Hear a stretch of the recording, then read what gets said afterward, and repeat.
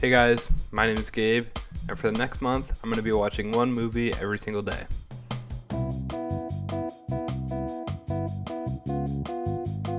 This film came out in 2019. I remember at the 2020 Oscars, I think, it was nominated for 6 awards. It won Best Picture. I think it won like 3 others, so it really did well critically. It was the first South Korean film to win Best Picture at the Oscars, which is a huge accomplishment. And since then, I think it's just grown even more popularity among the film community. I know so many people that have told me that this is just one of the best films made in recent years. And just how impressive it is and how complex the story is. It's been recommended to me a bunch, and I thought it might be time to finally just check it out, since I've been putting it off for 4 years now. And I have to say, I was beyond impressed by the story and the writing.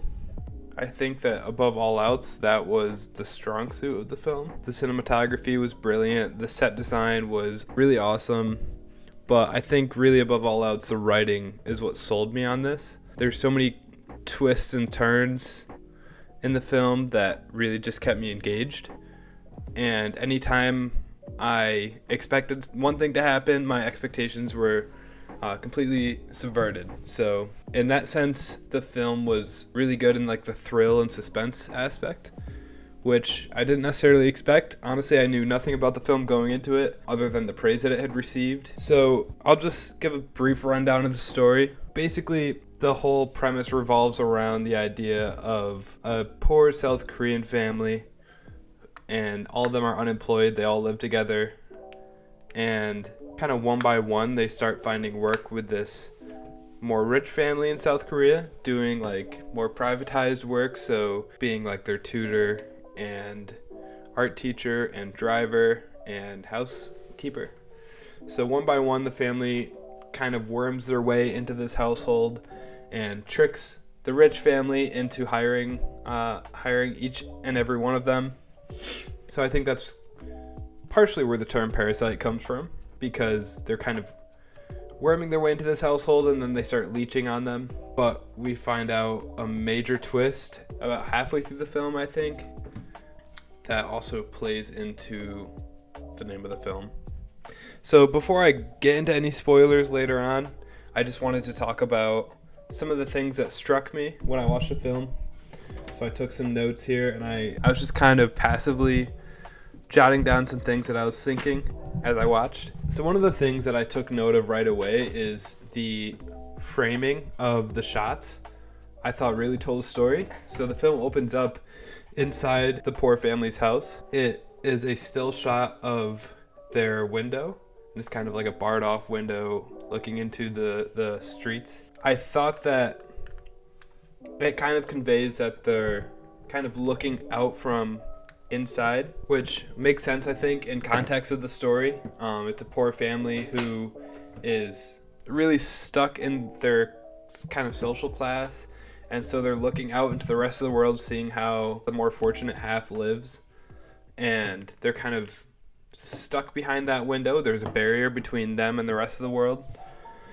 And there's a great shot of them all sitting at their table eating, and they're kind of looking out from the window, through the window into the street and watching what's happening.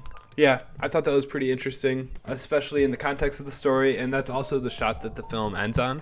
So I noticed it opens on the shot of the window and ends on the shot of the window. So really interesting stuff. And then also, I think that the lighting was really powerful in the film. It created kind of a claustrophobic, kind of grimy feeling when they were in like the poor neighborhood and inside of their house.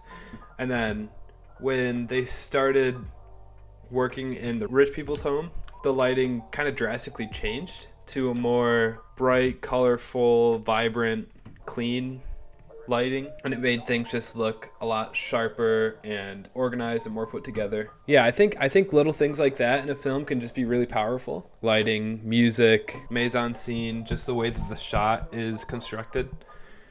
All of that tells a story without telling a story, you know?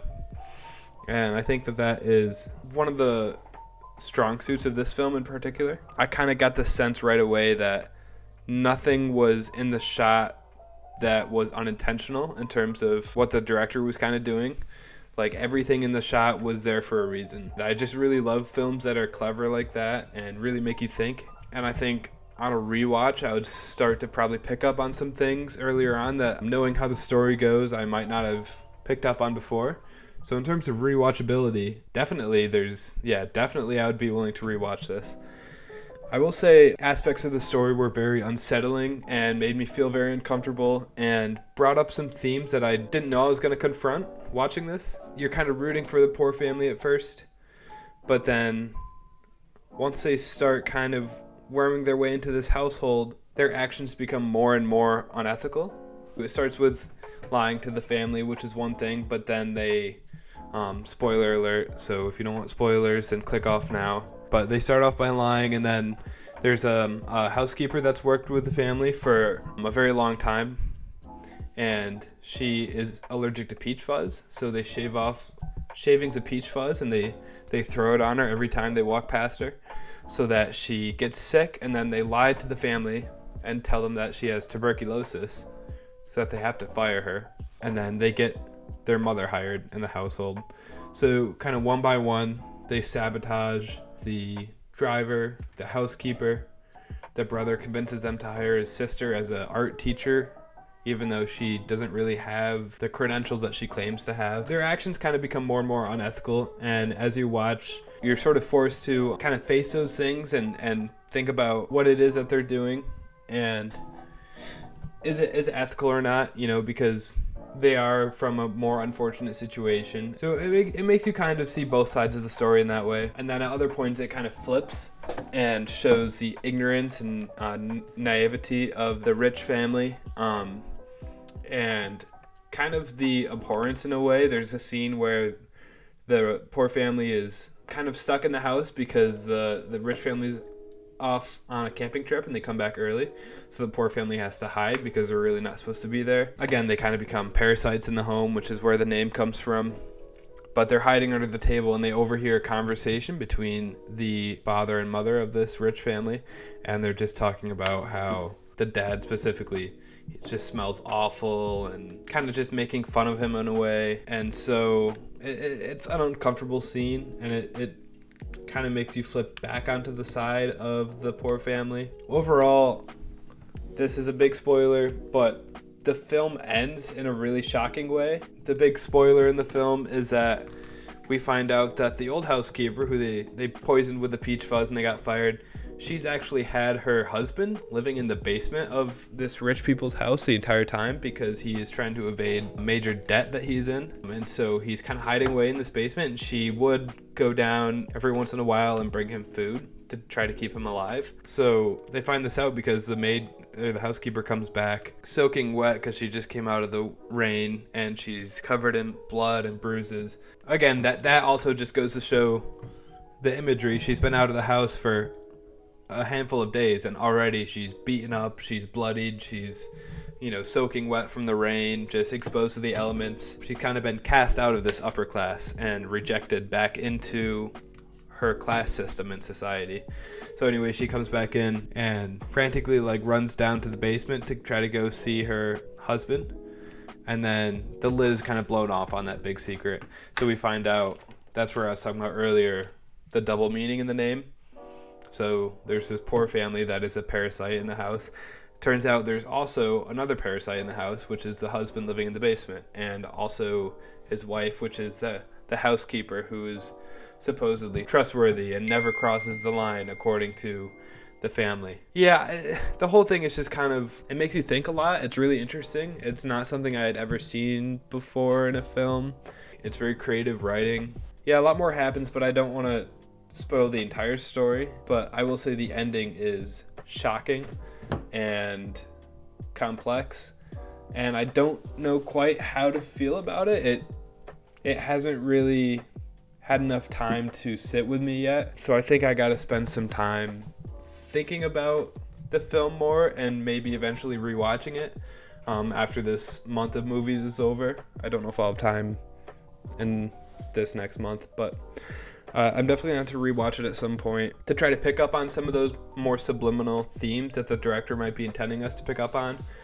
Again, the film won 4 Academy Awards, including Best Picture, which is a huge accomplishment. That is really hard to do, obviously. And yeah, it's great. A South Korean film has never won Best Picture, so it's fantastic. And I've heard some people in the film community saying that this is immediately going to be a classic already. It just came out 4 or 5 years ago, but years down the line, like 20, 30 years down the line, it's going to be studied as a keystone film, just like how we study 2001 or Now Voyager, films like classic films that is in every film studies course. The fact that it's getting that much praise really tells you, the caliber of film that it is. It's really at another level. I found that not only is there double meaning to a lot of the things, there's triple meaning and layers and layers and layers. And so it takes a lot to digest. It's not an easy watch necessarily. It's grimy and uncomfortable and unsettling at times. It could also be really funny at times.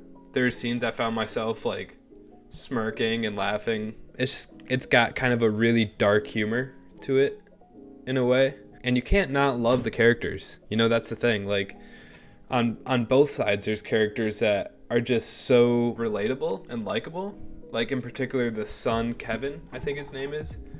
That's what his fake name is, Kevin. He's just such a likable character, he's so naive and innocent, and he kind of gets in over his head. He's the first one to get hired by the family because one of his good friends kind of recommends it to him. Hey, you should get in with these people. They're really rich, and I only trust you to take over my role as a tutor. So he replaces this friend, and before you know it, he's way in over his head in this situation where now his whole family is also working for the rich family, and things start to kind of go wrong really, really quickly. So, but his character is just so likable. The father is a very likable character.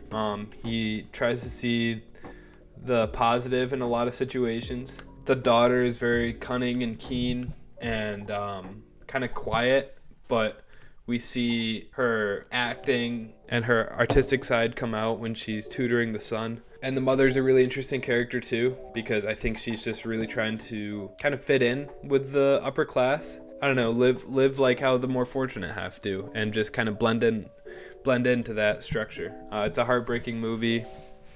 There's a scene where the poor family's entire village gets completely flooded with sewage water. It's just kind of pathetic, and it's hard to watch. So I don't know, there's a lot that happens in the film. It makes you think a lot. There's so much that I could say about it, but probably stuff that everyone else has already said, The number one thing, same with Space Odyssey, is the film made me think, and it brought out emotions and feelings that I think are going to sit with me for a little bit. I'm going to come back to it and think about it and kind of try to digest what I watched and the themes that are present in the movie, because I can't say right now if any of the characters are in the right or in the wrong. It's just one of those kind of movies, everyone in the film makes decisions that are questionable, but at the same time you understand why those decisions are being made. You kind of empathize with the characters in a way, and I think that it's just a testament to the skill of the director and the writers on the film, and also the cinematographer. Whoever was in charge of setting up those shots and framing the shots was so in tune with what the director wanted to portray and what the writers wanted to portray with the story. Again, the framing and just the things that they chose to include in the shot, like the props. Even in the very beginning, the family seems to be making their money from folding pizza boxes for a pizza company, which is kind of strange and unique, and they do it in a way that's almost comedic. They have a million pizza boxes piled up all over their house. The person who's working at the pizza shop comes to pick up their boxes and is like, "This is all wrong. Only half of these boxes are done right. We can't pay you as much as we promised, blah, blah, blah." And it's just kind of pathetic, because it's a cardboard box, and that is what is deciding the financial fate of this family. It's something so minuscule and non-important in a way, like a pizza box, just should not be that consequential, but it is kind of ravishing this family and leaving them in poverty. So I think there's a lot of commentary going on in the film, social commentary, political commentary, that I won't get into too much, but I just think it's really powerful, and I think it makes you think. So I think that I would recommend it to most people. It's definitely dark. Yeah, some of the images and stuff are kind of a lot. It's not so much horror as it is just kind of thrill and suspense. So if you're into that kind of movie, I absolutely recommend it. I recommend it in general. I think that it is borderline masterpiece because of the writing. Yeah, I mean, I have a lot to say about it, but I'll pretty much leave it off at there for now. But for now, I will give this a 9 out of 10. A solid 9 out of 10, because I really loved the characters. I connected with a lot of them. I love the writing. I love the way that the shots looked, the set, the scenery, and yeah, so I'll give it a 9 out of 10, and I'll check back in tomorrow with what film I watch. See ya.